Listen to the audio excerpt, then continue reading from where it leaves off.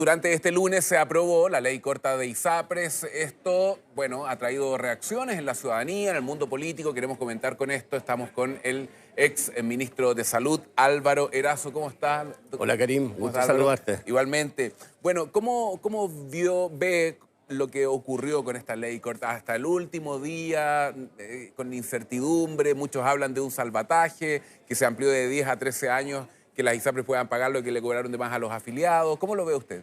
Yo lo veo en primer lugar como el cumplimiento de una sentencia que llevaba años esperando. O sea, hay una sentencia de los tribunales del Tribunal Superior, de la Corte Suprema. El supremazo. También, claro, una sentencia también del Tribunal Constitucional, el año 2010. Ya había advertido que las tablas de factores eran en contra de la lógica de seguridad social. Y es el 2020 donde se establece la decisión definitiva de la Corte Suprema, digamos, que se haga una devolución de los dineros a las personas que habían estado, de alguna manera, siendo afectadas por un cobro excesivo por parte de la ISAPRES, tanto en la tabla de factores, también en el caso del GES, y en el alza injustificada de los precios de las primas, de los contratos que tenían con las ISAPRES. ¿Usted lo ve como un salvataje? Quiero que me lo responda, pero quiero sumar a la conversación a otro colega suyo, ex ministro de Salud también, Emilio Santelices, quien está conectado con nosotros. ¿Cómo está, Emilio? Buenas tardes. Hola, Karim, ¿cómo estás? Hola, Álvaro. Hola, ¿cómo estás, Emilio? Gusto saludarte. Bueno, ¿qué le parece lo que ocurrió ayer lunes, que se aprobó esta ley corta de las ISAPRES? ¿Cómo lo ve usted? Muchos dicen que se trata de un salvataje, otros que era necesario hacerlo para cumplir con el dictamen de la Corte, pero desde las ISAPRES han dicho que esto no garantiza su viabilidad económica. ¿Qué le parece a usted? Bueno, yo creo que con la ley que se aprobó ayer se devela una incertidumbre que tenía todo el sistema de salud, y lo que tenemos que hacer ahora responsablemente es mirar hacia adelante, cómo sacamos lecciones de lo que aquí ha ocurrido, que esta es una historia que lleva más de 10 años, y cómo a partir de esto se ajuste el sistema, porque aquí se van a producir distintos tipos de movimientos, el mismo mercado va a cambiar, aparece un nuevo actor que se va a llamar FONASA con seguro complementario. Es decir, lo que hay que concentrarse es cómo mejoramos el sistema, y a continuación lo que deberíamos tener en octubre, de acuerdo al compromiso adquirido por la autoridad, es una ley que nos permita avanzar en lógica de seguridad social con los seguros privados, de tal forma que yo pienso que ahí hay que poner el foco hoy día. ¿Pero usted cree que esto de alguna manera le da estabilidad al sistema? ¿Se puede pensar que con esto el sistema de ISAPRES no debería colapsar como se pensó en su minuto? Porque hasta ellos lo ponen en duda. A ver, yo creo que hay dos componentes. Uno, el de la certeza jurídica, toda vez que veníamos con varios años de arrastre de litigaciones por la tabla de factores, eso se acaba definitivamente. Entonces, ahí hay una buena noticia. En cuanto a la estabilidad y viabilidad financiera, va a depender de cómo se genere el comportamiento de los actores, es decir, si se produce un traslado masivo de personas que salen de la ISAPRES, llamémosla antigua, a ISAPRES nuevas que de hecho se están formando, podría existir ahí obviamente una vulnerabilidad. Sin embargo, también hay una tarea de la ISAPRES de cómo hacen contención de costos. O sea, aquí todos se tienen que poner en movimiento para que ello no ocurra. Álvaro, con esta decisión, con esta resolución, ¿se termina con la crisis del sistema?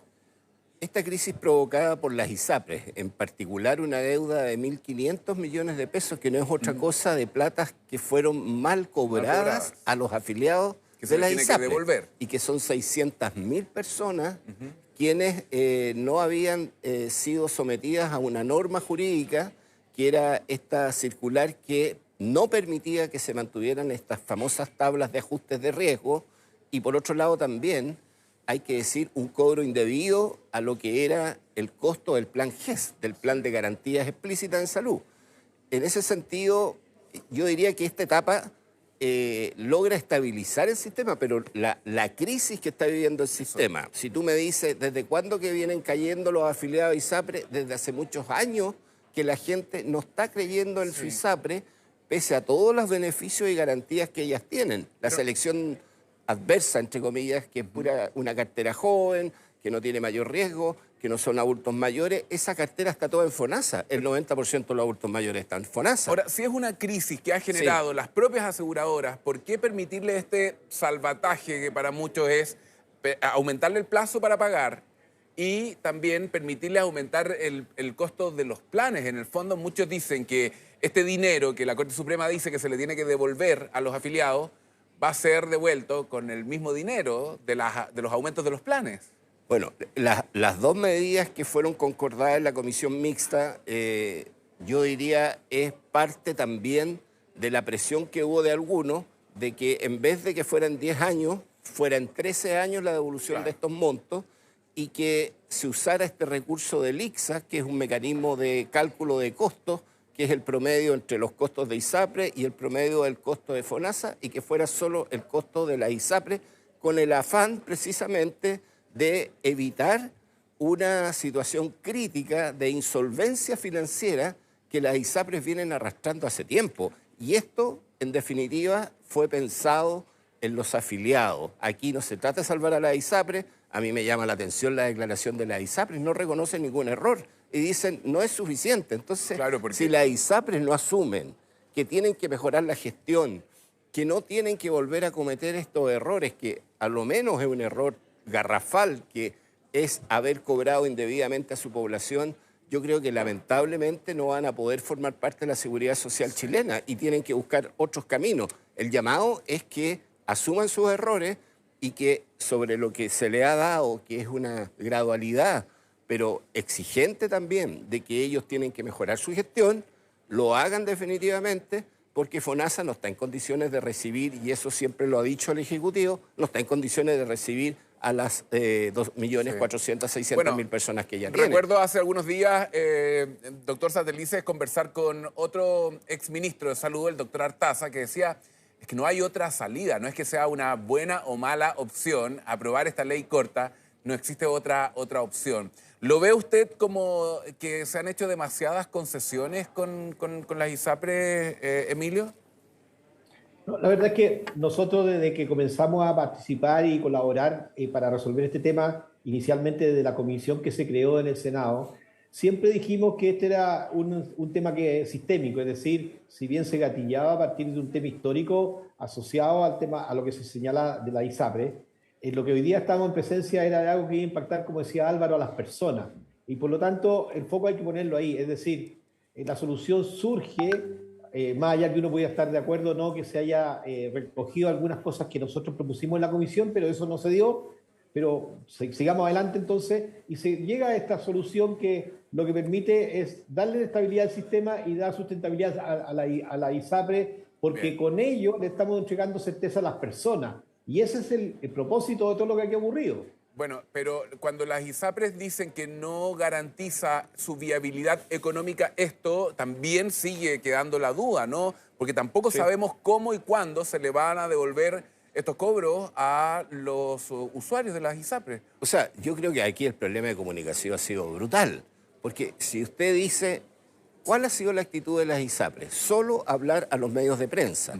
Yo no he visto jamás un mensaje dirigido a sus afiliados. Una carta, algo que diga, mire, estamos viviendo... ¿Cuánto le cobramos de más? ¿Cuándo se lo vamos a devolver y cómo? Lógico. Entonces, ahora sí, por mandato, existe la obligación, la ley cuando se haga efectiva y aparezca en el diario oficial, las ISAPRES van a tener que comunicar a sus afiliados y decir, mire, nosotros le vamos a devolver esta cantidad de recursos que les debemos. Ahora, y eso se debe pagar. ¿Cómo se debe pagar? Claro, en la cuenta excedente, si fueran prestaciones, digamos, exámenes, algún procedimiento, o en dinero fresco, o también existe otra modalidad como en un activo financiero. Vale decir, si la ISAPRE va a devolverle a la persona, se la puede devolver en caso de que sea menor de 60 años, en estos 13 años.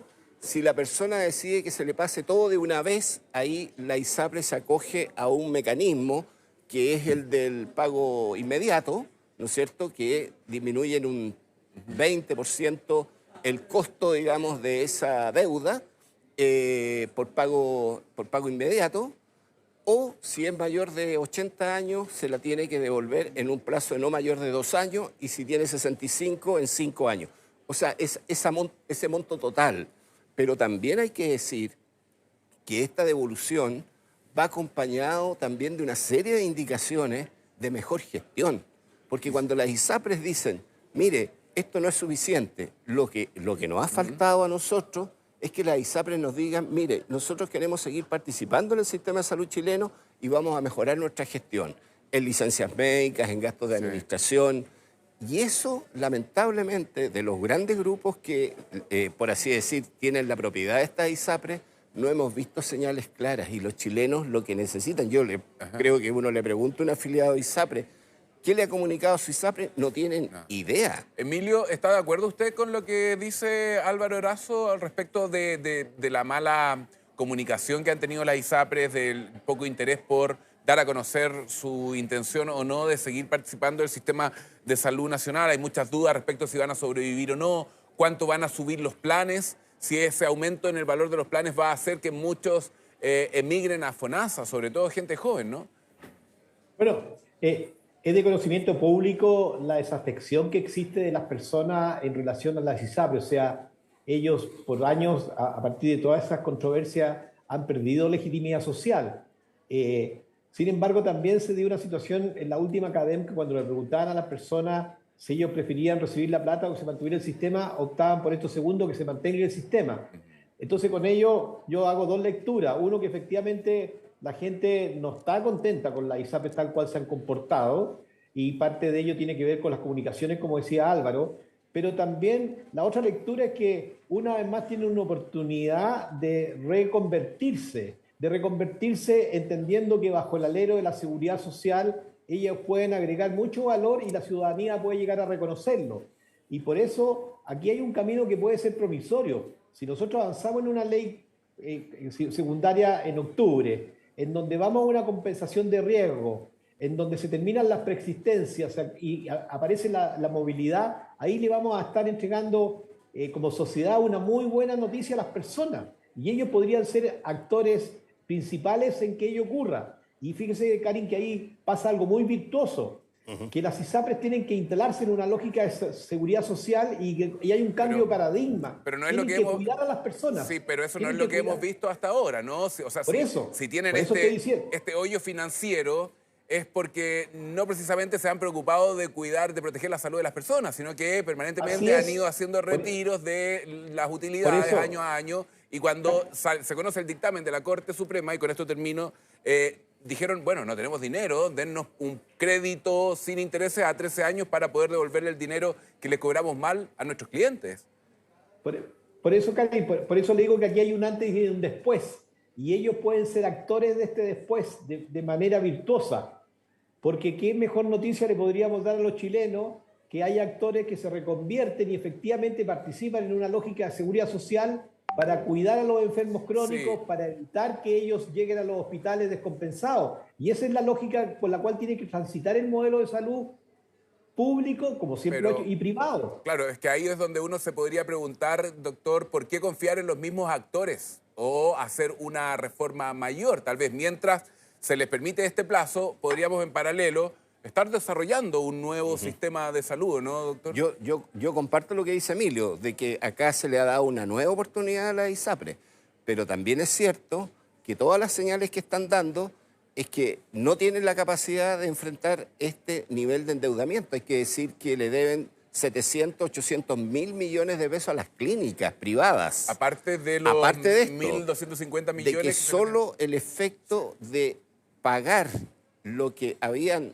cobrado mal por el tema del GES son 27 mil millones de pesos mensuales desde enero de este año. Entonces, hay una situación de incapacidad hasta ahora y que se ha buscado resolverla por esta vía, pero lo que uno necesita, tal como lo plantea Emilio, es que nos sentemos a la mesa. Nosotros los exministros nos hemos sentado a buscar soluciones a largo plazo. A largo plazo, doctor, pero tienen que mostrar señales ahora. Miren, esa música indica que nos tenemos que ir a una pausa, pero es una pausa muy breve, así que le quiero pedir a ambos exministros de Salud que nos acompañan, Álvaro Erazo y el doctor Santelice, que nos esperen un minuto. Hacemos un corte y volvemos. Bien, estamos de vuelta, ya son las 4:33. Tiene que ver nuestra pregunta con esta nueva ley corta de ISAPRES que fue aprobada y que le entrega 13 años a las aseguradoras para devolver los cobros excesivos. ¿Qué opina ¿Es mucho plazo? ¿Es razonable?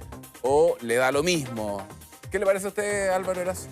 Yo creo que es cierto que las personas que están en ISAPRE lo que más quieren es mantenerse en su condición, sobre todo cuando son crónicos. Hay 300.000 personas que tienen preexistencia en la ISAPRE, 600.000 en total, y esas personas no quieren moverse y quieren mejorar su cobertura, no quieren que les suban los precios, y si esos precios van a subir, como dice una encuesta, pero yo creo que la gente no está dispuesta a subir cualquier alza.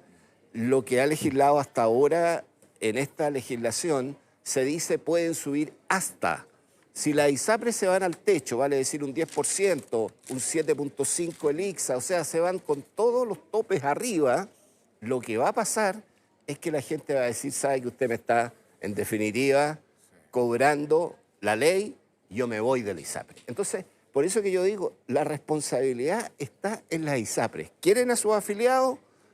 No suban, no tengamos una escalada de costos, un estado inflacionario, mejoren la gestión, usen mejor control sobre las licencias médicas y díganle a los afiliados de las ISAPRES, por favor, alguna buena noticia en este escenario. Ahora, doctor Santelice, ¿usted cree que vayan a quebrar en este escenario algunas ISAPRES, considerando la deuda de los prestadores que nos comentaba acá el doctor Erazo, más los 1.250 millones que se les debe a los usuarios? ¿Usted cree que vayan a poder mantenerse siendo solventes económicamente?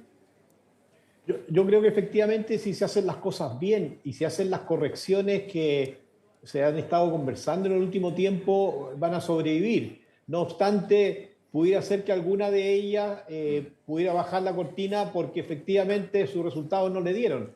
Pero hay otra noticia para la ciudadanía en ese sentido, porque están apareciendo nuevas ISAPRE y también existe una probabilidad que el FONASA con el seguro complementario abra una nueva opción. ¿Y por qué lo digo como una probabilidad? Porque todavía tenemos que ver, y ahí hay un desafío para la autoridad, que esa sea una muy buena licitación y ver también cómo la industria de los seguros participa en ella, de tal modo que pudiera existir ahí otro caudal que sea atractivo para la ciudadanía. Sí. Yo creo que ese es el camino, digamos. Doctor, ¿y pueden sobrevivir las ISAPRES sin subir los planes en exceso? No, los planes van a tener que subir, pero ahí está el desafío de ellos.